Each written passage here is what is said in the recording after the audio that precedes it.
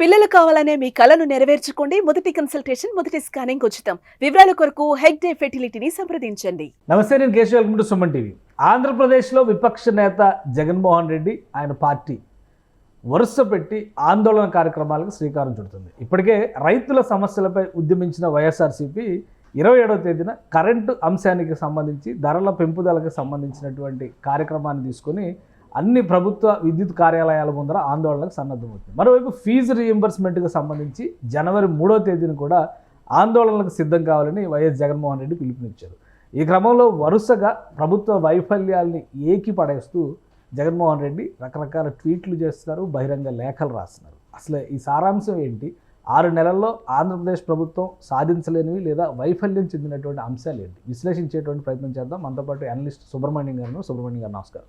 నమస్కారం సార్. జగన్మోహన్ రెడ్డి గారు గత 4-5 రోజులుగా చూస్తే ట్వీట్లు చేయడం కానంటే 11వ తేదీన ఆందోళనల తర్వాత నుంచి మొదలైనటువంటి పరంపర. ఓకే. సో ఆల్రెడీ ఈ కూటమి ప్రభుత్వం వైఫల్యం చెందింది, సూపర్ 6 అట్టర్ ఫ్లాప్ అయిపోయినాయి, 6 నెలల్లో ఏమీ చేయలేకపోయారు కాబట్టి మీరందరూ రాజీనామా చేయండి అనేది ప్రధానమైన డిమాండ్. దానికి అనుబంధంగా చాలా ప్రశ్నల్ని లేవనెత్తుతున్నారు. నిజంగా ఆంధ్రప్రదేశ్లో అటువంటి దయనీయమైన స్థితులు, ప్రజలకు ఇచ్చినటువంటి మాటలు నిలబెట్టుకోలేని నిస్సహాయత ప్రస్తుత ప్రభుత్వంలో ఉందా? సార్, ఉనికిని చాటుకోవటానికి ఏదో ఒకటి గోల చేసి ప్రజల్లో కనపడాలా అని చేసేటటువంటి ఒక ప్రయత్నం ఉంటుంది. నిజంగా గవర్నమెంట్ ఏదన్నా లోపాలు ఉంటే ఎత్తి చూపించే అధికారం విపక్ష పార్టీగా ఖచ్చితంగా వాళ్ళకు కూడా ఉంటుంది. ప్రజలందరికీ ఓటు వేసిన ప్రతి ఒక్కరికి ఉంటుంది. సో జెన్యున్గా ఏదన్నా ప్రస్తుత ప్రభుత్వం తప్పులు చేస్తుంటే 100% వాళ్ళు ఎత్తి చూపించాలో, మనలాంటి వాళ్ళు కూడా సపోర్ట్ చేస్తాము, ప్రజలు కూడా సపోర్ట్ చేస్తారు. అలా కాకుండా కాదేది అనర్హం అన్నట్టు ఏది పడితే అది చేసేదంతా తప్పు అని చెప్పేసి మాట్లాడితే మాత్రం చూసేవాళ్ళు అంత అమాయకులు కాదు. ఆల్రెడీ నిరూపించినారు, మమ్మల్ని తక్కువ అంచనా వేయొద్దని చెప్పి 11 ముచ్చటగా 2 ఒకట్లు ఫ్యాన్సీ నెంబర్ ఇచ్చి కూర్చోబెట్టినారు. ఇది మర్చిపోకుండా వాళ్ళు చేయాల్సింది ఏంటంటే జెన్యున్గా ఏదైనా ఇష్యూ ఉన్నప్పుడు 100% ప్రజల్లోకి వచ్చి గోల చేసి ప్రజలకు మేలు జరిగేటట్టు చేయడం. అదే కదా. ఇప్పుడు 11వ తేదీ జరిగిన ఆందోళన చూస్తే రైతుల ధాన్యం కొనుగోలు విషయంలో మీరు ఫెయిల్, రైతులను ఆదుకోలేకపోతున్నారు, దీని మీద ఆందోళన చేశారు. ఆ పార్టీ అయితే ప్రకటించుకుంది గ్రాండ్ సక్సెస్, రాష్ట్ర వ్యాప్తంగా మా నిరసన బలంగా తెలియజేసామని చెప్పాను. రైతులకు న్యాయం చేసింది ప్రభుత్వం. సార్, ఎప్పుడు సార్ ఇంతకు ముందర తీసుకుపోయిన వడ్లకి డబ్బులే ఇవ్వకుండా ఎన్నో రోజులు ఇబ్బంది పెట్టిన సందర్భాలు ఉన్నాయి యాక్చువల్గా. అది ఇప్పుడు దీని గురించి మాట్లాడేటప్పుడు ప్రతి ఒక్కరూ ఎంత రాజకీయం చేస్తున్నప్పటికీ కొంత విచక్షణ కలిపి రాజకీయం చేయాలి. యాక్చువల్గా వాళ్ళ టైంలో ఎన్ని రోజులకి ఇచ్చినారు, ఈ టైంలో ఎన్ని రోజులు డిలే అవుతుంది, దాన్ని కంపేర్ చేసి చెప్పుకునే పరిస్థితి చెప్తే ప్రజలు కూడా నమ్ముతారు. ఇన్ఫ్యాక్ట్ ఈరోజు చూసినాం, చంద్రబాబు నాయుడు గారు పోయేసి ఒక సర్పంచ్ని పక్కన కూర్చోబెట్టుకొని రైతుల్ని పిలిపించి కూర్చోబెట్టి అక్కడ జరిగేటటువంటి విషయాలన్నిటి గురించి మాట్లాడుతూ ఆయన ఇవ్వాల్సినటువంటి అష్యూరెన్సెస్ కూడా ఇస్తున్నాడు ఆయన యాక్చువల్గా. ఇలాంటి ఇప్పుడు పోనీ మనం అనుకుందాం సార్, ఇంతకు ముందర ప్రభుత్వంలో ఈ విధంగా రైతుల దగ్గర కూర్చొని మీకున్న సమస్యలు ఏంటి, ఇప్పుడు మనం పెట్టినటువంటి సిచ్యువేషన్ ఎలా రన్ అవుతుందని మాట్లాడిన సందర్భం ఏమైనా ఉందా సార్? అంటే జగన్మోహన్ రెడ్డి గారి స్టైల్ వేరు, చంద్రబాబు నాయుడు గారి స్టైల్ వేరు. స్టైల్ ఏముంది సార్, ఏదైనా సరే ప్రజలకి అందుబాటులో ఉండి వాళ్ళ సమస్యల మీద వాళ్ళకి సమస్యలకి సహాయం చేస్తూ ఏదైనా పొరపాటు చేసినప్పుడు దాన్ని ఎత్తు చూపించడమే కదా సార్ చేయాలి. ఇప్పుడు అలా కాకుండా అంటే ఇప్పుడు సరే, ఇప్పుడు వాళ్ళు ఖచ్చితంగా ధర్నాలు చేయొచ్చు. ఇప్పుడు ధర్నాలు చేస్తే దాంట్లో మ్యాటర్ ఉంటే ఖచ్చితంగా ప్రజలు దాన్ని యాక్సెప్ట్ చేస్తారు సార్. ఇప్పుడు సో ఇంకొకటి అసలు మేజర్ అబ్జెక్షన్ ఒకటి, జగన్మోహన్ రెడ్డి గారు ఒక సుదీర్ఘమైనటువంటి ట్వీట్ కూడా చేశారు. విజన్ 2047 పేరుతో మళ్ళీ చంద్రబాబు నాయుడు గారు మాయలు చేస్తున్నారు. అందులో చాలా అంశాలను కూడా ఆయన ప్రస్తావించారు. ఒక 6 అంశాలని విశ్లేషణాత్మకంగా రాశారు. అన్నీ కలిపి చివరికి చంద్రబాబు నాయుడు గారు ఒక 420 అని కూడా ఎలిగేషన్ చేశారు. సో ఎలా చూడాలి, దానిలో ఉన్నటువంటి వాస్తవికత ఏంటి? ఇప్పుడు ఆల్రెడీ కోర్టులు ముట్టికాయలు వేసినాయి, వాడే భాష కొంచెం గౌరవప్రదంగా వాడండి అని చెప్పి చెప్పి ఆల్రెడీ కొంతమందికి మీద ఇంకా కేసులు నడుస్తూ ఉన్నాయి. ఎంతోమంది కాళ్ళు పట్టుకోవడానికి వచ్చినారు, మమ్మల్ని వదిలిండు స్వామి మేము మాట్లాడమని చెప్పేసి. ఇంత జరిగిన తర్వాత కూడా అధినాయకత్వంలో ఉన్నటువంటి వాళ్ళు 420లు అది ఇదిని మాట్లాడటం, ఆ రకంగా మాట్లాడితే ఫర్ ఎగ్జాంపుల్ కూటమి ప్రభుత్వం సంబంధించిన వాళ్ళు గవర్నమెంటే అఫీషియల్గా మీకు ఒక నంబర్ ఇచ్చిందని అంటారు. చంద్రబాబు నాయుడుకి ఎవరు నంబర్? ఫోన్ నంబర్ కదా సార్, కోర్టులో ఖైదీ నంబర్ అంటారు కదా, అంటే వీళ్ళు కూడా అంటారు కదా. సో ఏంటంటే ఇప్పుడు మాట్లాడేటప్పుడు విజన్ అని చెప్పేసి జనాల్ని మభ్య పెడుతుంటే దాంట్లో మభ్య పెట్టడానికి ఏముందో మన ఇద్దరం కొంచెం మాట్లాడదాం సార్. మనము ఈ అంశాలు తీసుకొని అంటే మనం మాట్లాడడం కాదు, జగన్మోహన్ రెడ్డి గారు రాసినా చూద్దాం. ఫస్ట్ పాయింట్ చూడండి, విజన్ 2047, విజన్ 2047 పేరిట CBN మరొక పబ్లిసిటీ స్టంట్కి దిగారు. ప్రజలను మభ్య పెట్టడానికి, మాయ చేయడానికి ఇది ఒక ఎత్తుగడ మాత్రమే. చంద్రబాబు గారి పత్రంలో రాష్ట్రం అవసరాలకు ప్రజల అవసరాలకు చోటే లేదు, వాస్తవిక దృక్పథం అంతకన్నా లేదు, ఆయన పాలన ఎప్పుడు ప్రజలు తనకిచ్చిన 5 ఏళ్ల కాలంలో తన మేనిఫెస్టోలో చెప్పిన వాటి అమలు మీద ఎప్పుడూ ఉండదు, ఎప్పుడు ప్రజలను మోసం చేయడం మీదే, ప్రజల్ని మాయ చేయడం మీదనే తన ధ్యాస అంతా ఉంటుంది. అంటే ఇప్పుడు 6 నెలల కాలంలో ఇచ్చిన మాట నిలబెట్టుకోలేని స్థితి, వైఫల్యం చెందినటువంటి స్థితి ఏ రంగాల్లో ఉందనుకోవచ్చు. సార్ ఇప్పుడు దీని గురించి మాట్లాడితే విజన్ గురించే మాట్లాడదాం సార్. గత 5 సంవత్సరాల్లో ఏదన్నా ఒక విజన్ డాక్యుమెంట్ అనో లేకపోతే భవిష్యత్తుకి మనం ఇలా విధంగా మనం ప్లాన్ చేసుకొని ఆ రకంగా మనం అడుగులేద్దామని ఏ రోజున ఒక డిస్కషన్ జరిగిందా సార్? జరిగిందా? జరగలేదు. సో విజన్ అనే దాని గురించి మాట్లాడే అర్హతే లేదనేసి అనుకోవాలి యాక్చువల్గా. ఎంతసేపు గత ప్రభుత్వానికి సార్ నేను చెప్పేది. ఇప్పుడు అంతకుముందర బోవ కావాలా, రోడ్లు కావాలన్న ఆలోచన అక్కడే ఆగిపోయినటువంటి ఒక రకమైన ఆలోచన. అలా కాకుండా ఇప్పుడు 2049కి ఈయన చంద్రబాబు నాయుడు గారు అన్ని రకాలుగా హెల్తీగా ఉంటారో లేదో కూడా మనకు తెలియదు. అప్పుడు ఎవరెవరు ఉంటారో కూడా తెలియదు. ఇలాంటి సిచ్యువేషన్లో అంత దూరం ఒక మనిషి ఆలోచించి మన అందరూ ఆయన విజన్ పైన చెప్పినటువంటిది కూడా చూడండి. రెండో పాయింట్ ఇమీడియట్గా ఆయన ఏం చెప్పారంటే 1998లో కూడా చంద్రబాబు నాయుడు గారు ఇదే విజన్ 2020 పేరిట డాక్యుమెంట్ విడుదల చేశారు. ఉమ్మడి రాష్ట్ర చరిత్రలో అదొక చీకటి అధ్యాయం. రైతుల ఆత్మహత్యలు, పనుల కోసం వలసలు, ఉపాధి లేక, ఉద్యోగాలు లేక, అష్టకష్టాలు, వీటన్నింటినీ దాచేసి చంద్రబాబు గారు తన విజన్ చుట్టూ నడిపించిన ప్రచారం అంతా ఇంత కాదు. ప్రైవేటీకరణ పేరుతో ప్రభుత్వ విలువైన ఆస్తులని పప్పు బెల్లాల మాదిరిగా తన మనుషులకు కట్టబెట్టి అవినీతికి పాల్పడ్డారు. ఆ రోజుల్లో స్విట్జర్లాండ్కి చెందిన అప్పటి ఆర్థిక శాఖ మంత్రి పాస్కల్ హైదరాబాద్ వచ్చిన సందర్భంలో విజన్ డాక్యుమెంట్ల పేరిట ఇలా అబద్ధాలు చెప్పేవారిని మా దేశంలో అయితే జైలుకో లేకపోతే ఆసుపత్రికో పంపిస్తామని కామెంట్ చేశారు. చివరికి ప్రజలు కూడా విజన్ 2020 కాదు 420 అంటూ చంద్రబాబును దుయ్యబట్టారు. 2014లో కూడా విజన్ 2029 పేరిట ప్రచార ఆర్భాటంగానే మిగిలిపోయింది. సో అంటే క్లియర్గా విజన్ అనేటువంటి పాలసీని, విజన్ అనేటువంటి అంశాన్ని వ్యతిరేకిస్తూ జగన్మోహన్ రెడ్డి గారు చేస్తున్నటువంటి కామెంట్స్, ఇందులో వాస్తవం ఎంత? విజన్ 2020 అటర్ ఫ్లాపా? అసలు ఏం జరగలేదా విజన్? మీరు ఆంధ్రప్రదేశ్లో చదువుకున్న ఏ వ్యక్తినని అడగండి, ఆయన అప్పుడు విజన్ 2020 అని చెప్పింది దాంట్లో ఏమీ జరగలేదు, అది కేవలం ఒక ప్రచార ఆర్భాటం అని కానీ చెప్పితే ఇప్పుడు ఇక్కడ వచ్చినటువంటి ట్వీట్కి ఒక అర్థం ఉంటుంది. ఇది ఖచ్చితంగా సెల్ఫ్ గోలే సార్. ఇది ఇలాంటివి అసలు టచ్ చేయకూడదు. ఎవరు సలహాలు ఇస్తున్నారు తెలియట్లేదు కానీ అసలు యాక్చువల్గా ఇంకా బ్యాక్ ఫైర్ అయ్యేటివి ఇలాంటివి.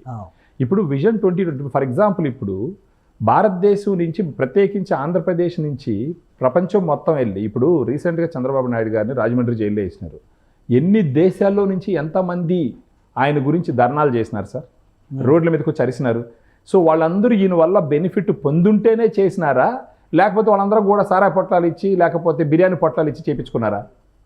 లేదు కదా, స్వతహాగా వాళ్ళు వచ్చి చేసినారు కదా. అంటే ఈయన విజన్ వల్ల లాభపడినటువంటి వాళ్ళల్లో ఒకరు కదా వాళ్ళు. ఈయన తీసుకొచ్చినటువంటి పాలసీస్, ఈయన తీసుకొచ్చినటువంటి సాఫ్ట్వేర్ అవేర్నెస్, ఈయన తీసుకొచ్చినటువంటి సాఫ్ట్వేర్ కంపెనీలు, వాటన్నిటి వల్ల ఒకటి. ఇప్పుడు ఈ విజన్ అనేటువంటి విషయాన్ని 2019 నుంచి 24 వరకు ఎలా చూడాలి, 24 నుంచి ఇప్పుడు వీళ్ళు చెప్తున్నటువంటి డాక్యుమెంట్ని మనం ఎలా చూడాలి? ఇది ఖచ్చితంగా ఎందుకంటే సార్ ఒకవేళ మన రాష్ట్రం గాన సంయుక్తంగా ఉండుంటే దీని గురించి అంతగా మాట్లాడాల్సిన అవసరం లేదు.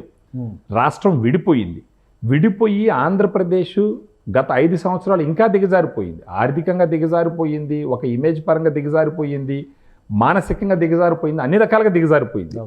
అలాంటి ఒక సిచ్యువేషన్ ఉన్నప్పుడు ఒక చరిత్ర ఉన్నటువంటి చంద్రబాబు నాయుడు గారు, అందులో పవన్ కళ్యాణ్ గారి కోయలేషన్లో ప్రజలకు వచ్చి మనం ఈ ఏరియాలో మనం వర్క్ చేస్తే ఆ టైంకి ప్రతి ఒక్క ఇంట్లో పేదోళ్ళు లేకుండా ప్రతి ఒక్క ఇంట్లో ఒక ఉద్యోగస్తుడు, ఒక వ్యాపారస్తుడు ఉంటాడని చెప్పేసి జనాల ఆలోచన విధానం మార్పిచ్చి వాళ్ళని ఆ డైరెక్షన్లో లీడ్ చేయడం అన్నది అది ఏ రకంగా 420 యాక్టివిటీయో అది ప్రచార ఆర్భాటమో వాళ్ళే చెప్పాలి సార్.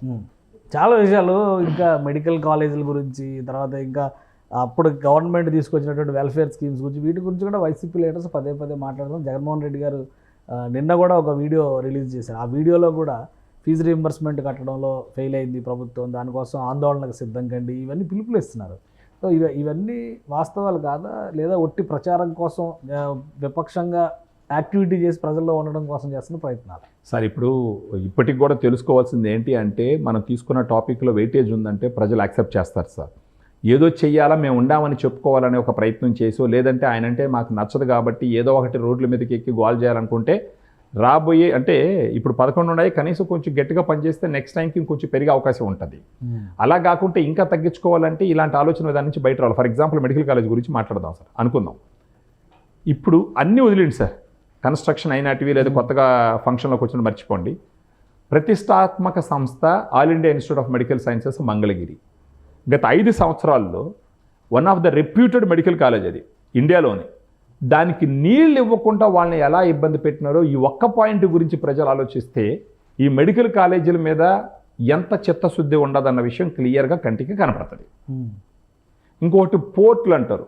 పోర్టులకు సంబంధించి ఫిషింగ్ హార్బర్లో జగన్ హయాంలోనే బాగా డెవలప్మెంట్ అయినాయి పోర్టులు. ఓకే, ఇప్పుడు సెంట్రల్ గవర్నమెంట్ ఇచ్చినప్పుడు ఏదో ఒకటి చెయ్యాలి, Bharatmala project central government project చెయ్యాలి. ఇప్పుడు సార్ అసలు ఏం చేయకుంటే ఎట్ట కూర్చోలేం కదా సార్. ఇప్పుడు సెంట్రల్ గవర్నమెంట్ నుంచి కొన్ని వచ్చినప్పుడు చెయ్యాలి కదా. ఇప్పుడు ఆయనేం పూర్తిగా చేయలేదు, అన్నీ ఈయనే చేసేసినాడని ఎవరు చెప్పం. ఆయన టైంలో కూడా కొన్ని మంచి పనులు జరుగుంటాయి. కానీ కంపారిజన్ ఎలా ఉంటుంది అంటే ఎవరు ఎక్కువ మంచి పనులు చేసినారు, ఎవరు తక్కువ డ్యామేజ్ చేసినారు, ఓకే, దాన్ని బట్టి ప్రజలు ఓటర్లు కానీ వాళ్ళు నిర్ధారించుకుంటారు. ఇప్పుడు ఫీజు రియంబర్స్మెంట్ గురించి చెప్పుకోండి. రాజశేఖర్ రెడ్డి గారు ఉన్నప్పుడు ఫీజు రియంబర్స్మెంట్ నేరుగా కాలేజెస్కి ఇచ్చేవారు. గవర్నమెంట్ నుంచి కాలేజెస్కి వెళ్తే పిల్లలకి ఆ ఫీజు కట్టుకునే అవసరం లేకుండా వాళ్ళు శుద్ధంగా కాలేజీకి చదువుకొని వచ్చేవాళ్ళు. తర్వాత ప్రభుత్వం, ఇప్పుడు రీసెంట్గా వచ్చిన గత ప్రభుత్వంలో వచ్చినటువంటి నాయకులు కాలేజీకి ఇవ్వాల్సిన జగన్మోహన్ రెడ్డి గారే కదా, జగన్మోహన్ రెడ్డి గారు ఆయన టీం మొత్తం. జనం కన్ఫ్యూజ్ అవుతారు, ఎవరు వేరే వాళ్ళు చేశారు, ఎవరు నిర్ణయాలు లేవు, జగన్మోహన్ రెడ్డి గారు ఆయన టీం అనుకుందాము. ఈ ఫీజు రియంబర్స్మెంట్ అనేది మళ్ళా అమ్మల అకౌంట్లో ఎందుకు వేయాలి సార్? అది పోవాల్సింది స్కూల్కి. అంటే అమ్మఒడికి ఎక్స్టెన్షన్ ఏమో అది ఫీజు రియంబర్స్మెంట్ అంటే రాజశేఖర్ రెడ్డి గుర్తొస్తారు. అవును, అమ్మఒడి అనగానే జగన్మోహన్ రెడ్డి గుర్తు. జగన్ సంతోషం మార్చుకుని ఉండొచ్చు కదా. సంతోషం కాదనలేదు. అది అమ్మ ఒడికి పోయి అమ్మ ఒడి నుంచి స్కూల్ ఒడికి ఎందుకు పోవాలి సార్? నాన్న ఏదో పెట్టాడంట కదా. అంటే ఎందుకంటే సార్ ఇప్పుడు ఫర్ ఎగ్జాంపుల్ ఇక్కడ ఇంటెన్షన్స్ గమనించాలి మనం. ఏంటంటే పిల్లలు స్కూలు పోయి చదువుకుంటున్నారు. ఇంతకు ముందర రాజశేఖర్ రెడ్డి గారు గౌరవంగా గవర్నమెంట్ నుంచి స్కూల్కి పంపించినారు. సో పేరెంట్స్ వాళ్ళకి కావాల్సి ఉంటే మీ పిల్లలకి ఇంత కట్టినామని చెప్పేసి ఒక నోట్బుక్ లేకపోతే ఒక పాంప్లెట్ ఇంటికి పంపించవచ్చు. మీ అబ్బాయికి గవర్నమెంట్ నుంచి ఇంత పోయింది ఆయన ప్రోగ్రెస్ రిపోర్ట్లే పంపించారు కదా, మీకు 5 ఏళ్లలో ఇంత వేసామని చెప్పి లెక్కలు పంపించారు కదా జగన్మోహన్ రెడ్డి గారికి ఎలక్షన్ టైంలో. అదే సార్ ఇప్పుడు దానికి డిఫరెన్స్ ఏముంటుంది సార్? ఇప్పుడు ఈ ఉచితాలు అన్నది మనకు ఇప్పుడు ఆంధ్రప్రదేశ్లో ఒక 5-6 కోట్ల మంది జనాలు ఉన్నారనుకోండి. ఈ ఉచిత కాదు, ఇప్పుడు జనవరి 3వ తారీఖున ఫీజు రియంబర్స్మెంట్ పైన ఆందోళనకి జగన్మోహన్ రెడ్డి గారు సిద్ధం అవుతున్నారు. ఏడాది పాటు ఫీజు రియంబర్స్మెంట్ ఇవ్వలేదనే దాని మీద ఆయన ఆందోళన చేస్తున్నారు. ఈ ప్రభుత్వం వచ్చి 6 నెలలు అయింది. ఇప్పుడు ఫీజు రియంబర్స్మెంట్ మెలికిని ఎవరు చెప్పాలి సార్? ఇప్పుడు గవర్నమెంట్ ఆల్రెడీ డిసైడ్ చేసింది, ఇది డైరెక్ట్గా కాలేజెస్కి కడతాము అని చెప్పేసి వాళ్ళు ఆల్రెడీ అప్రూవల్ చేసినారు. ఇప్పుడు మీరెందుకు కష్టపడతారు? గవర్నమెంట్ ఆల్రెడీ అప్రూవ్ చేసింది. గవర్నమెంట్ ఇప్పుడు కాలేజెస్ తెలుసుకుంటాయి కదా అక్కడ. ఒకవేళ ఆ కాలేజెస్ స్టూడెంట్స్ రోడ్డు మీద తీసుకొస్తారు కదా, ఇప్పుడు ఆందోళన చేస్తేనే కదా తెలిసి స్టూడెంట్స్ అందరూ మీరు బయటకు వచ్చి ఆందోళన చేయలేదని మీకు ఎగ్జామ్స్ రాయనవారు మార్చిలో అని చెప్తున్నారు. అలా మభ్య పెడతారు సార్. ఇప్పుడు ఒకటి ఒకవేళ లేదా అందులో సార్, ఇప్పుడు వాళ్ళు ఆల్రెడీ ఇస్తామని అప్రూవల్ తీసుకున్న తర్వాత వాళ్ళు రిలీజ్ చేసేదాకా వెయిట్ చేయాలి కదా సార్. ఇప్పుడు ప్రతిసారి ఇదే విధంగా సెల్ఫ్ గోల్. ఇప్పుడు మీరు ఫర్ ఎగ్జాంపుల్ ఇప్పుడు మీరు ఒక పింఛన్ తీసుకుందాం, ఫర్ ఎగ్జాంపుల్ పింఛన్ తీసుకుందాం, మనం పెన్షన్లు కట్ చేస్తున్నారు కూడా రియాక్ట్ అయ్యారు జగన్మోహన్ రెడ్డి గారు. ఉంటుందిలేండి సార్, ఇంకా పార్టీ లీడర్స్ అందరూ ట్వీట్లు చేస్తున్నారు కదా, పెన్షన్లన్నీ తగ్గించేస్తున్నారు ఉద్దేశపూర్వకంగా, ఈ 6 నెలలు కాకుండానే పెన్షన్లు కోసేస్తున్నారు, పెన్షన్లో కోత విధిస్తున్నారు. నిజం కాదా అది? సార్ ఇప్పుడు ఒకవేళ వాస్తవం అయితే ప్రజలు రోడ్ల మీదకి రావాలి, రాజకీయ నాయకులు కాదు సార్. రాజకీయ నాయకులు రోడ్ల మీదకి వచ్చినారు అని అంటే దాంట్లో రాజకీయ దుర్దోషమే ఉంటుంది. ప్రజలు తనంతటి తనుగాను రోడ్ల మీదకి వచ్చిన తర్వాత రాజకీయ నాయకులు కూడా వస్తే దాంట్లో నిజం ఉంటుంది. ఇప్పుడు వీళ్ళ అజెండాలు తీసుకొచ్చి రోడ్లో పెట్టి వీళ్ళకి సంబంధించిన 4 తీసుకొచ్చి రోడ్డు మీద నిలబెట్టి గోల చేయడం అది కరెక్ట్ పద్ధతి కాదు సార్. అది దాంట్లో క్రెడిబిలిటీ కూడా ఉండదు. సో ఒకవేళ ఫర్ ఎగ్జాంపుల్ అనుకుందాము, ఇప్పుడు స్టూడెంట్స్కి గవర్నమెంట్ రియంబర్స్మెంట్ ఇవ్వదు అనుకుందాం కాలేజెస్కి. అప్పుడు ఆ కాలేజెస్లో చదివే స్టూడెంట్స్ రోడ్డు మీదకి వస్తారు కదా, అప్పుడు దాకా ఓపిక పట్టచ్చు కదా. సో ఖచ్చితంగా దీన్ని ఒక రాజకీయ స్టంట్గా చూడాలి. కానీ అంటే తొందరపడి ఒక కోయిల ముందరే కూసేసింది అన్నట్టు అంత తొందరపడి దీని మీదే ఇది చేయాల్సిన అవసరం లేదు. ఒకవేళ లేదా ప్రస్తుత ప్రభుత్వం మీద ప్రెషర్ పెంచితే తొందరగా రిలీజ్ చేస్తారనుకుంటే ఆ రకంగా చేసుకోవచ్చు. అంతేగాని జనాలు మోసం చేసేసింది, స్టూడెంట్స్ని మోసం చేసేసింది వీళ్ళు ఎవ్వరు. ఇప్పుడు ప్రతిసారి చెప్తున్నారు 3 సిలిండర్లు ఎవరు అన్నారు, ఇచ్చినారు. ఇప్పుడేమంటారు, ఇచ్చేసిన దాన్ని వదిలేస్తారు. తర్వాత ఇది అందరికి ఇవ్వలేదు అంటారు. ఇంకా అది కూడా అయిపోతుంది, తర్వాత ఇంకోటి ఏదో తీసుకొస్తారు. సో ఇవన్నీ ఒక రాజకీయ స్టంట్లుగానే చూడాలా, వీటిల్లో చిత్తశుద్ధి ఎంత ఉండదనేది ఇప్పటికీ క్వశ్చన్ మార్క్ సార్. అది సో ఇప్పుడు జగన్మోహన్ రెడ్డి గారు చేసే ట్వీట్లు కానీ ఆయన చేసే కామెంట్లు కానీ వీటికి ఏమీ వ్యాలిడిటీ లేదంటారు. 6 నెలల్లో వైఫల్యాల శాతం ఆయన చెప్తున్నంత స్థాయిలో లేదంటారా? సార్ ఇనీషియల్గా లా అండ్ ఆర్డర్ కొంచెం కంట్రోల్ లేదన్నారు, వాస్తవం, అది అందరూ ఒప్పుకోవాల్సిన విషయం. తర్వాత దాన్ని కంట్రోల్లోకి తీసుకొచ్చినారు. తర్వాత వరదలప్పుడు కూడా రాజకీయం చేసినారు. అవి వచ్చే న్యాచురల్ డిసాస్టర్స్ అప్పుడు సపోర్ట్ చేయడం మానేసి రాజకీయాలు చేయడానికి ప్రయత్నించినారు. దాన్ని కూడా ఎంతవరకు కంట్రోల్ చేసినారు. ఎప్పుడు ఇవ్వనంత విరాళాలు వాళ్ళ మీద ఉన్న నమ్మకంతో ఇచ్చినారు. తర్వాత అదేదో జరిగింది. దాంట్లో కూడా అగ్గిపెట్లకి 20 కోట్లు పెట్టేసినారని చెప్పేసి అదేదో ఒక ఉదంతో వెతుకున్నారు. సో ప్రతి సమయం రాజకీయం రాజకీయం రాజకీయం తప్ప ప్రజలకి మేలు చేసేదంటే సింపుల్ క్వశ్చన్, 10 రూపాయలకి వైద్యం చేస్తున్నటువంటి all India institute of medical సైన్సెస్కి నీళ్ళు ఎందుకు ఇవ్వలేదు గత 5 సంవత్సరాలు? సరస్వతి పవర్కి ఇచ్చారు కదా జీవితకాలం, 1 TM సరస్వతి పవర్కి జీవితకాలం తీసుకున్నారు. ఇప్పుడు ప్రజల సొమ్ములు ప్రైవేట్ పరం చేస్తున్నారని అనుకోవడానికి మనం ఇప్పుడు గత టైంలో ఇసుక అమ్మేసుకోలేదా, గుట్ల పోసి ఎక్కడున్న కొండలు దొవ్వేయలేదా? అవన్నీ న్యాచురల్ ప్రయారిటీస్ వేరు, ఇప్పుడు ప్రయారిటీస్ వేరు. ఇప్పుడు ఇచ్చిన వాగ్దానాలు నిలబెట్టుకోలేరు చంద్రబాబు నాయుడు గారు. సార్ 6 నెలల్లో ఎన్నిసారి, ఇప్పుడు వచ్చిన మరుసటి రోజే 3,000 ఉన్న పింఛను 4,000కు పెంచుతూ సంతకం పెట్టినారు. లేటుగా కూడా కాకుండా ఒకరోజు ముందరగానే ఇస్తున్నారు జనాలకి. ఆ తర్వాత ఒక్కోటి చేసుకుంటూ వస్తున్నారు. కొంచెం టైం ఇవ్వాలి ఈ ప్రభుత్వానికి కూడా. ఇప్పుడు ఎక్కడ వాళ్ళు వచ్చేసి అమ్మఒడి మానేస్తామని అనలా, దాన్ని కూడా అమ్మఒడి మానేసినారు అని చెప్పి మధ్యలో అని వదలగొట్టారు. జనాలు తల్లికి వందనం ఇస్తా అన్నారు కదా, తల్లికి వందనం స్కీమ్ కూడా ఆల్మోస్ట్ సిమిలర్ కదా, కొన్ని మార్పులు చేర్పులు చేశారు. అదే ఉంటుంది. అంటే దాంట్లో ఇప్పుడు ఒకవేళ నిజమైన అర్హులు ఎవరో ఒకసారి చూద్దాము. ప్రతి ప్రభుత్వం మారినప్పుడు కొంచెం చెక్ చేయొచ్చు అవన్నీ. దాంట్లో ఏదన్నా కొంచెం ఇష్యూస్ ఉంటే రెక్టిఫై చేసి దాన్ని ముందర తీసుకొని వెళ్ళొచ్చు. అసలు ఎవరు అని చెప్పి గోల్ చేసినారు. ఆ తర్వాత మళ్ళీ సైలెంట్ అయినారు. ఈ సిలిండర్లు ఎవరు అన్నారు, మళ్ళీ సైలెంట్ అయినారు. అంటే ఇది ఇంకా మామూలుగా జరుగుతూ ఉంటుంది సార్. సో ఇంత సీరియస్గా తీసుకోవాల్సిన అవసరం లేదు. నేను అనేది ఏంటంటే, ఒకవేళ ఈ ప్రభుత్వం ఇచ్చినటువంటి వాగ్దానాల్లో వాళ్ళు మిస్ అయితే ఖచ్చితంగా వీళ్ళకి దెబ్బ. అలాంటిది జరిగితే ఈ రాజకీయ నాయకుల కన్నా కూడా ప్రజలు ఫస్ట్ రోడ్లు ఎక్కుతారు. ప్రజలు ఇప్పుడు వాళ్ళ పని కంప్లీట్ చేస్తారు. వాళ్ళు ఓట్లు వేసేసిన తర్వాత మీ ఇష్టం, మీరు ఏం చేసినా చూస్తారు. 5 ఏళ్ల తర్వాత ఇప్పుడు జగన్మోహన్ రెడ్డి గారు ఏమనుకున్నారు, సిద్ధం సభలు పెట్టి 10 లక్షల మంది వచ్చారు సభ కంటే, వరల్డ్ రికార్డ్ అని చెప్పారు. అవును, చివరికి యుద్ధం ఏమైంది సార్? ఇప్పుడు సభలకు వచ్చేది ఇప్పుడు ఈ రోజుల్లో మీరు చూడండి, అంటే పరిస్థితులు అలా మారిపోతాయి కదా. ఇప్పుడు కూడా అంతే. రేపు వీళ్ళు చేయలేదనుకో, 5 ఏళ్ల తర్వాత ఎలక్షన్స్ ఎలాగో వస్తాయి కదా, ఖచ్చితంగా దెబ్బేస్తారు. అసలు మొత్తానికి కుప్పకూలిపోయారు, ముందే వస్తాయి కదా ఎలక్షన్. ఖచ్చితంగా వస్తాయి. జగన్మోహన్ రెడ్డి గారు ఆశిస్తున్నట్టుగా 2027లోనే వచ్చింది అనుకోండి, మళ్ళీ ప్రజలకు ఒక అవకాశం దక్కినట్టే కదా. కానీ 6 నెలల సమయం అనేది చాలా సుదీర్ఘమైన సమయం కింద చూడాలా, లేదంటే ఇంకా జస్ట్ బిగినింగ్ పాయింట్ కింద మనం చూడాలి? జగన్మోహన్ రెడ్డి గారు చేస్తున్నటువంటి యాజిటేషన్స్, ఆయన చేస్తున్న ట్వీట్లు, ఇప్పుడు యాక్చువల్గా 420 అని రాశారు. సెక్షన్ 420 లేదు నాకు తెలిసి. సెక్షన్ 420 తీసేశారు కదా. ఇప్పుడు ఐపీసీ పోయింది కదా, బిఎన్ఎస్లో ఆ సెక్షన్ లేదు కదా. బిఎన్ఎస్లో ఆ సెక్షన్ వచ్చి 318 ఎంత ఉంది.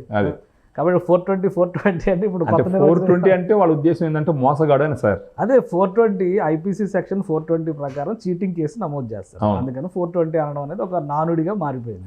ఇప్పుడు ఆ సెక్షనే లేదు, 318 అనాలనుకోండి. అలాంటిది పదే జగన్మోహన్ రెడ్డి గారే ఇలాంటి భాష రాస్తూ ఉంటే, ఇప్పుడు సోషల్ మీడియాలో భాష విషయంలో జరుగుతున్నటువంటి రాద్ధాంతాలను చూస్తున్నాం. ఇది ఇంకొంచెం ఆజ్యం పోస్తున్నట్టుందా? ఈయన విజయసాయి రెడ్డి వీళ్ళ బాటలోనే వీళ్ళ అనుయాయులు కూడా అందరూ నడిచినారు. అంటే ఇప్పుడు గవర్నమెంట్ ఒకసారి స్ట్రిక్ట్ అయ్యి సుప్రీంకోర్టు, హైకోర్టు కూడా అనవసరంగా ఎట్టంటే అట్టు మాట్లాడితే శిక్షార్హులు అని చెప్పిన తర్వాత ఒకరోజు సైలెంట్ అయినారు భయపడి. అరే వీళ్ళంతా సైలెంట్ అయిపోతే మళ్ళీ మనకి ఏదైనా దెబ్బ పడుతుంది అంటే, అసలు వాళ్ళు మారాలి సార్. ఎందుకు ఆలోచన విధానం మారట్లేదు? విమర్శించడానికి, ఘాటుగా విమర్శించడానికి ఇంతకు ముందు రాజశేఖర రెడ్డి గారు, చంద్రబాబు నాయుడు గారు ఉన్నప్పుడు కూడా చాలా ఘాటుగా విమర్శించుకున్న సందర్భాలు ఎన్నో ఉన్నాయి. ఒక ఘాటుగా విమర్శించాలంటే మనం అడగాల్సిన, అంటే అన్పార్లమెంటరీ లాంగ్వేజ్ వాడాల్సిన అవసరమే లేదు, మామూలుగా కూడా అడగచ్చు. సో ఇప్పుడు ఈ ట్వీట్ని మనం ఎలా చూడొచ్చు అంటే, కేవలం ఒక రాజకీయ లబ్ధి కోసం చేస్తున్నా, అంటే విజన్ మీద కామెంట్ చేసే అర్హత వాళ్ళకు ఉండాలని నేను అనుకుంటున్నాను. ఆ విజన్ మీద అసలు అర్హత లేదంటే ఎట్లాగా? మరి 5 ఏళ్ళు సీఎంగా చేసిన వ్యక్తిని మీరు మరీ పక్కన పెట్టేస్తే? నేను అట్టనట్లేదు సార్. అంటే ఒక విజన్ లేదు, ఒక దూరచూపు లేదు. ఇప్పుడు ఏంటంటే రోడ్లు కదా, ఆయన విజన్ ఉంది కదా, 5 ఏళ్ళు అందరికీ స్కీమ్స్, ఫ్రీ స్కీమ్స్ అన్ని ఇచ్చారు. సరే ఎంతమందికి ఇచ్చినారు సార్? మనం 1,60,00,000 మంది, అదొక విజన్ అనుకోవచ్చు కదా. 1,60,00,000 మందికి, మనకు తెలిసి 1,60,00,000 మందికి పథకాలు అందినాయి సార్. ఫర్ ఎగ్జాంపుల్ అనుకుందాం, టోటల్ లబ్ధిదారులు 1,60,00,000 మంది అనుకుందాం. మనం ఒక 5 నుంచి 6 కోట్ల మంది ఉన్నారు. మిగతా వాళ్ళందరికంటే కేవలం దాని మీదనే ఫోకస్ చేసుకొని పోయినారు. ఓకే గుడ్, బాగా చేసినారు, మనం కూడా అప్రిషియేట్ చేద్దాము. మిగతా వాళ్ళందరికీ ఏం చేసినారు అనేది పాయింట్ సార్. ఏం చేయలేదనే 11 వచ్చినాయి. అదే సార్, అంటే ఇప్పుడు 40% ఓడిపోతే ఇంతకు ముందర కూడా, అంటే మనం కూడా ఇప్పుడు రాజకీయ విమర్శలు చూస్తున్నాము, మేమేమంత దెబ్బతినిపోలేదు, మాకు కూడా 40% ఓటు శాతం ఉందంటే 40% ప్రధాన పార్టీలకి ఏ పార్టీకి ఓడిపోయినా మినిమం 40% ఓట్లు ఉంటాయి సార్. ఇంతకు ముందర టీడీపీ 151 వచ్చి వీళ్ళకి 23 వచ్చినప్పుడు వాళ్ళకి కూడా 40% ఓటు శాతం ఉండింది. ఇప్పుడు ఇంకా సీట్లు ఎక్కువ ఉన్నాయి, వాళ్ళకి 23 వచ్చినాయి సీట్లు వచ్చినాయి. అంటే 40% ఓటు శాతంతో ఒక 23 సీట్లు ఉన్నాయి. ఇప్పుడు 40% అంటే ఈ 40% అన్నది ఎప్పటికీ ఉండేటటువంటి ఓటు బ్యాంక్ అది. అంటే వాళ్ళు హార్డ్ కోర్ ఫ్యాన్స్ అని అనుకోవచ్చు, ఉంటారు, అది హార్డ్ కోర్ ఫ్యాన్స్ అనుకోవచ్చు. ఒక 10 to 15% ఓటర్స్ ఎవరు తలరాతన్నా మారుస్తారు. ఈ 10 to 15% వాళ్ళు విఘ్నత ఉన్న వాళ్ళు, ప్రతి పారామీటర్ని ఒక హోలిస్టిక్గా చూసేటటువంటి ఓటర్స్. వాళ్ళకి నచ్చే విధంగా పరిపాలన ఉండాలా, వాళ్ళు మెచ్చే విధంగా పరిపాలన ఉండాలి. అది లేనందువల్లనే 11-40%కి వచ్చింది. సో వాళ్ళకి నచ్చే విధంగా పరిపాలన ఉండాలంటే ఏంటి, రాష్ట్రం ఆర్థికంగా ముందరికి వెళ్ళాలా. రాష్ట్రం ఆర్థికంగా ముందరికి వెళ్ళాలంటే ఏంటి, ఒక రాజధాని రావాలా, రాజధాని అవకాశాల కల్పన రావాలా, నీటి వనరులు ఫుల్గా ఉన్నటువంటి ఆంధ్రప్రదేశ్లో అది అందరికీ ప్రతి ఒక్కరికి చెందే విధంగా, ప్రతి ఒక్కరికి రీచ్ అయ్యి వాళ్ళ పంటలు పండి తర్వాత వాళ్ళు వృద్ధి చెందే విధంగా, ఈ విధంగా వర్క్ చేస్తే ఆ 10 to 15% ఏదో ఒక పక్కకి వంగతారు. అప్పుడు ఆ పార్టీ పవర్లోకి వచ్చే అవకాశం ఉంది. ఈ లాజిక్ని వదిలేసి ఈ 40% మీరు ఇచ్చినా ఇవ్వకపోయినా మీతో ఉంటారు వాళ్ళు. ఇప్పుడు ఫర్ ఎగ్జాంపుల్, ఇప్పుడు నేను జగన్మోహన్ రెడ్డి గారిని అభిమానించినాను అనుకోండి, హోల్ హార్టెడ్గా, ఆయన నాకు పథకం ఇవ్వకపోయినా నేను ఆయనకే సపోర్ట్ చేస్తా. అది అర్థమైంది. అది బ్లైండ్ ఓటర్స్ అంటారు, వాళ్ళనే అంటారు. ఇప్పుడు మీరున్నారు, వేసేస్తారు, వాళ్ళకే గుర్తు చూసి వేసేస్తారు, లేదా నాయకుడిని చూసి. ఇచ్చినా ఇవ్వకపోయినా మా జగన్మోహన్ రెడ్డి వేసేస్తాం. ఇప్పుడు మీరున్నారు, తటస్థంగా ఉంటారు. రాష్ట్రం ఎవరు అభివృద్ధి చేస్తున్నారు, ఎవరు ముందరికి తీసుకెళ్తున్నారు, ఎవరు ఆలోచన విధానం జనాలకి మేలు చేసే విధంగా ఉండాలి అని ఆలోచించి ఓటేస్తారు. సో ఇప్పుడు వీళ్ళు చేయాల్సింది ఏంటంటే, నెక్స్ట్ వీళ్ళు పుంజుకోవాలన్నా కూడా ఈ 15-20% ఆలోచన విధానాలకి ప్రస్తుత ప్రభుత్వం పనిచేస్తుందా లేదా, చేయలేదు అని అంటే వాళ్ళని ఎలా విమర్శించాలా, లేదా మేము విమర్శించడం వల్ల వీళ్ళు రైట్ డైరెక్షన్లో నడిచినారు కాబట్టి మీకు లబ్ధి చేకూరిందని చెప్పేసి మనం ఎలా జనాలను కన్విన్స్ చేసుకోవాలా అనే డైరెక్షన్లో పనిచేస్తే ఖచ్చితంగా నెక్స్ట్ ఇయర్కి మంచి అవకాశాలు ఉంటాయి. అలా కాకుండా అమరావతి కడుతుంటే అది మునిగిపోతుంది అంటారు. లేదంటే అమరావతిలో ఓల్డ్ బ్యాంకో లేదా ఇంకొక బ్యాంకో లేదా సెంట్రల్ గవర్నమెంట్ సపోర్ట్తోనో లేకపోతే ఇంకేదన్నా ఒక ప్రైవేట్ సంస్థ ఇచ్చిన డబ్బులతోనే తీసుకొచ్చి ఏదైనా డెవలప్మెంట్ చేద్దామంటే మీ పథకాల డబ్బులంతా ఎత్తిపోయాడు పోసేస్తున్నారు అంటారు. సో ఇప్పటికి కూడా కన్ను తెరవకుండా ఈ విధంగా ప్రవర్తిస్తే ఎవరు క్షమించరు. సెకండ్, పోలవరం 72-73% పనులు మేము చేసినామని చెప్పేసి వాళ్ళు చెప్పుకుంటుంటే ఆన్ రికార్డు వీళ్ళు 3.8% పనులు చేసేసి ఇప్పుడు కూడా 5 ఏళ్లలో ఇప్పుడు కూడా పోలవరం అంతా ఒక డ్రామా, వాళ్ళు చేసేది లేదు, అది అవ్వదు, నాకే తెలీదు. సో ఇలాంటి ఆలోచన విధానం నుంచి వాళ్ళు గాన ముందరికి పోకపోతే రాజకీయ పార్టీ ఉనికి కూడా ప్రశ్నార్థకం అయ్యేదానికి అన్ని రకాల అవకాశాలు ఉన్నాయి సార్. ఇప్పుడు ప్రజలు ఈ రోజుల్లో కంప్యూటర్ అంత అమాయకంగా ఉండాలనుకోవడం అవివేకం. వాళ్ళు అమాయకులు కాదు, ఈ రాజకీయ నాయకులు అమాయకులు. సో మనం ఎలా చూడాలంటే, ఇప్పుడు మీరు ఒక చిత్తశుద్ధిగా ఉండే విమర్శ చేయండి, 100% ప్రతి ఒక్కరు సపోర్ట్ చేస్తాం, మనలాంటి వాళ్ళు కూడా సపోర్ట్ చేస్తాం. బ్లైండ్గా చేయడానికి మనమేమి చదువు సంధ్య లేని అవివేకులం కాదు కదా. ఇన్ఫ్యాక్ట్ చెప్పాలంటే ఇలాంటి ఓపెన్గా చెప్పకూడదు, కానీ 2019లో నేను ఒక పక్క వంగిపోయినాను అనమాట. అంటే అవకాశం ఇస్తే ఎలా చేస్తారని చెప్పేసి హోల్ హార్టెడ్గా చేసినాం. అంటే మనం చదువుకున్న వాళ్ళం, మనం పిచ్చిగా ఎవరినో ఒక నాయకుడిని ఫాలో అయితే మనం కూడా పిచ్చోళ్ళతో సమానం. అలా ఎప్పుడు అంటే రాష్ట్ర భవిష్యత్తు, బిడ్డల భవిష్యత్తు ఆలోచించినప్పుడు లాజికల్గా ఒక బ్రాడ్ థింకింగ్లో మనం రాజకీయ నాయకులను ఎన్నుకోవాలి. అలాంటి విధానంలో 2019లో నేను ఒక పక్కకి వంగిన మనస్ఫూర్తిగా. తర్వాత పరిస్థితులు చూసిన తర్వాత ఇంకో పక్కకు వంగాల్సి వచ్చింది. అంటే చదువుకున్న చేతులు అట్టుంటుంది అనమాట, అట్టుంటుంది ఇప్పుడు. సో ప్రస్తుతం విమర్శలు చేసే వాళ్ళకి, ప్రతిపక్ష పార్టీలకి, 2 పార్టీల వాళ్ళకి, ఈవెన్ ఇప్పుడు కూటమి ప్రభుత్వాన్ని అభిమానించేటటువంటి ఓటర్లకు కూడా బ్లైండ్గా ప్రతి ఒక్కటి చంద్రబాబు నాయుడు గారు అన్ని కరెక్ట్ చేస్తున్నారు. ఆయన దేవుడు కదా అన్ని కరెక్ట్ చేసేదానికి, వాళ్ళలో కూడా కొన్ని లోపాలు ఉంటాయి. ఆయన మళ్ళీ పదే నాకు ఒక పాయింట్ నచ్చింది సార్. చంద్రబాబు నాయుడు గారు ప్రభుత్వంలోకి వచ్చిన తర్వాత ఒకసారి విలేకరుల సమావేశం పెట్టి, మీరు సలహాలు ఇవ్వండి, ఓటేసేసినారు కదా మీ బాధ్యత తీరిపోయిందని చెప్పేసి మీరు సైలెంట్ అవ్వద్దు అని ఓపెన్గా చెప్పి, మీరు సలహాలు ఇవ్వండి, మేము తప్పు చేస్తే మీరు ఖండించండి, మమ్మల్ని ఒక మంచి డైరెక్షన్లో తీసుకెళ్ళండి. ఇలాంటి ఆలోచన రాజకీయ నాయకులకే కాదు, ఓట్లు బాధ్యతగా వేసిన ప్రతి ఒక్క ఓటర్ కూడా ఆలోచించాలి, నాకెందుకు రాజకీయం అని అనుకోకూడదు. ఇప్పుడు ఇంతసేపు మనం గొంతు చూసుకొని మాట్లాడడం కూడా కారణం ఏంటంటే ప్రజల్లో ఒక చైతన్యం తీసుకురావాలి. ఎవరు మంచి చేసినా అభినందించాలి. ఓవరాల్గా ఎవరు ఎక్కువ మంచి చేసినారు, ఎవరు తక్కువ డ్యామేజ్ చేసినారని చెప్పేసి ప్రజలు విఘ్నతతో డెసిషన్ తీసుకుంటారు. సో ఇలాంటి ట్వీట్లు సీరియస్గా పట్టించుకోవాల్సిన అవసరం లేదు. ఒకవేళ దాంట్లో దీనివల్ల ఇంకా వాళ్ళ విలువే తగ్గే ప్రమాదం 100% మీరు చెప్పిన విజన్ గురించి హేళన చేసేటటువంటి క్రెడిబిలిటీ ఇంతకు ముందర లేదు. వాళ్ళ ఆలోచన విధానం కేవలం పథకాల కాడనే ఆగిపోయింది. 2019 ముందర చెప్పుంటే నమ్మేవాళ్ళేమో. ఇప్పుడు 5 ఏళ్ళు చూసిన తర్వాత ఒక క్లారిటీ. సార్ ఇప్పుడు ఫర్ ఎగ్జాంపుల్ మీరు చూసినారంటే 2014లో 65 సీట్లు ఏమి వచ్చినాయి. అప్పుడు టీడీపీకి ఓకే పవన్ కళ్యాణ్ గారు బీజేపీ కలిసినారు, కూటమి అప్పుడు కూడా అనుకుందాం, గుడ్. అప్పటికి జనాలకి ఏముందంటే స్టేట్ సపరేట్ అయిన తర్వాత హార్డ్ కోర్ కాంగ్రెస్ నాయకులందరూ జగన్మోహన్ రెడ్డి గారు పక్కకు పోయినారు, కాంగ్రెస్ అక్కడ తుడిచిపెట్టుకుపోయింది. కాబట్టి అది కలిసి వచ్చి ఆయనకు ఒక 65 సీట్లు వచ్చినాయి. జనాలు రాజశేఖర్ రెడ్డి గారి తనయుడుగా కూడా అభిమానించినారు, జైలుకి పోయి వచ్చినారు, ఏం కుట్రలు కుతంత్రాలు జరిగి ఉండొచ్చు, ఆ సింపతి కూడా వర్కౌట్ అయింది, 65 వచ్చినాయి. ఆ తర్వాత 4 సంవత్సరాల్లో ప్రజల్లో తిరిగినారు. ఈ ప్రస్తుతం ఉన్న ప్రభుత్వం చేసినటువంటి కొన్ని పొరపాట్లు ఎత్తి చూపించినారు, ప్రజలు దాంట్లో చిత్తశుద్ధిని చూసినారు, బాధుడే అని చెప్పి మాట్లాడారు, అన్ని నమ్మినారు. ఆ తర్వాత ఏకంగా 62, 63 నుంచి తీసుకుపోయి 151లో కూర్చోబెట్టినారు. ఎవరు ఊహించలా. ఇది కూడా ప్రజలు విఘ్నత. అప్పుడు ఇంకా ఎక్స్ట్రీమ్గా నమ్మినారు, తీసుకుపోయి 161లోనో 151లో 152లో పెట్టారు. తర్వాత 5 సంవత్సరాలు పరిపాలన చూసినారు, జనాలు రియలైజ్ అయినారు, తీసుకొచ్చి 11లో కూర్చోబెట్టినారు.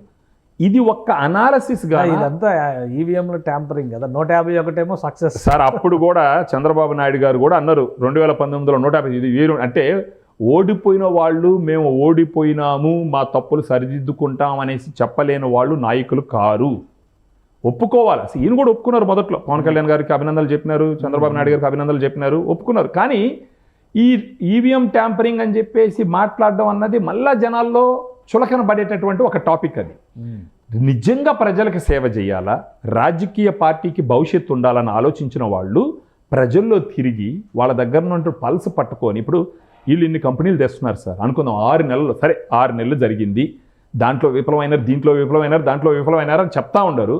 ఎన్ని కంపెనీలు వచ్చినాయి, ఎన్ని ఎంఓయూలు జరిగినాయి, గత 5 సంవత్సరాల్లో ఇప్పుడు జరిగినన్ని మొత్తం జరిగినాయా? పోనీ ఇంకోటి అనుకుందాం, 2014-19 మధ్యలో ఉన్నటువంటి అప్పుడు ప్రభుత్వం, అప్పుడు కియా మోటార్స్ ఒక దాన్ని తీసుకొచ్చి పెట్టింది. అలాంటి సంస్థ ఏదైనా తెచ్చినారా? గత 5 సంవత్సరాలు తెచ్చినారా?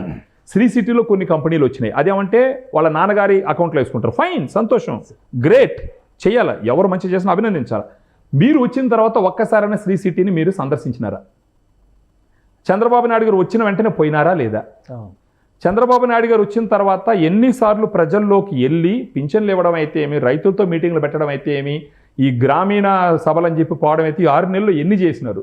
ఇవన్నీ బేరీజ్ చేసుకొని మార్పు తెచ్చుకొని ముందర పోవటానికి ప్రయత్నించాలే కానీ మనకు నచ్చినట్టు మన చుట్టుపక్కల వాళ్ళు మాట్లాడుతూ ఉంటే అదే వాస్తవం అని చెప్పేసి దాంట్లోనే బతికితే ఫ్యూచర్ ఉండదు. మనల్ని విమర్శించే వాళ్ళనే దగ్గరకు తీర్చుకొని దాంట్లో నిజం ఎంత ఉండదు, అబద్ధం ఎంత ఉండదు అనేసి అనలైజ్ చేసుకొని పోతే అప్పుడు స్ట్రాటజిస్టులు కూడా ఏం చేస్తున్నారు నాకైతే తెలియదు.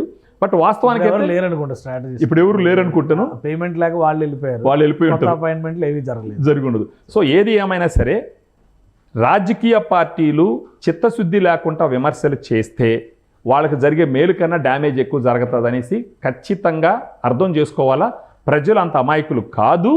ఇంకా కూడా జనాల్ని మభ్య పెట్టాలని ప్రయత్నం చేస్తే ఎవరు చెవుల్లో పువ్వులు పెట్టుకొని లేరు. వాస్తవంగా మాట్లాడండి. ఖచ్చితంగా తప్పులు మనమేమి ఇప్పుడు కూటమి ప్రభుత్వం ఓయబ్బా చించేస్తుంది, పొడిచేస్తుంది, సూపర్ డూపర్ అని చెప్పట్లేదు. 100% వాళ్ళల్లో కూడా లోపాలు ఉంటాయి. మీరు చిత్తశుద్ధితో ఎత్తి చూపించండి. ప్రయత్నం జరుగుతుంది కదా, ఒక 6 నెలల నుంచి ఒక ప్రయత్నం జరుగుతుంది, చేయండి. ఇప్పుడు దీంట్లో కూడా పొరపాట్లు ఉంటే ఎత్తి చూపించండి. అదే కానీ అమరావతి మునిగిపోతుంది అనద్దు. ఒక కార్యం మొదలు పెట్టినప్పుడు లెట్ ఇట్ గో అహెడ్ కదా, దాన్ని ఎందుకు ఇలా చేయడం? సో ఈ విధంగా చూడాలి sir. Right. Thank you Subrahmanyam గారు విశ్లేషణ అందించారు. ఇది జగన్మోహన్ రెడ్డి చేసినటువంటి ట్వీట్ల సారాంశం కానీ ఆయన తీసుకున్నటువంటి నిరసనల ఎజెండా కానీ వాస్తవాలకు దూరంగా, ప్రజలకి అత్యంత దూరంగా కనిపిస్తున్నటువంటి విధానాలే ఉన్నాయి ఇందులో. అలానే ప్రజాక్షేత్రంలోకి వెళ్ళే ప్రయత్నం కంటే తన పాత పద్ధతులనే ఆయన అనుసరిస్తూ అధికార కూటమిని విమర్శించేటువంటి ప్రయత్నాలు చేస్తే మొత్తానికే నష్టం జరిగేటువంటి పరిస్థితి ఉంటుందని సుబ్రహ్మణ్యం గారు విశ్లేషిస్తున్నారు. రాబోయే రోజుల్లో అయినా కానీ ఇటువంటి భాష, ముఖ్యంగా 420 లాంటి భాష ఉపయోగించడం మానేసి వాస్తవాలను తెలుసుకోవడం ద్వారా గ్రౌండ్ రియాలిటీ పైన ఆయన పనిచేస్తే ప్రజలకి మరింత చేరువవడానికి స్కోప్ ఉండొచ్చని విశ్లేషిస్తున్నారు. ఇది special discussion. Keep watching. Suman టీవీలో మీ పర్సనల్ అండ్ బిజినెస్ ప్రమోషన్స్ కోసం కింది నెంబర్కి కాంటాక్ట్ చేయండి.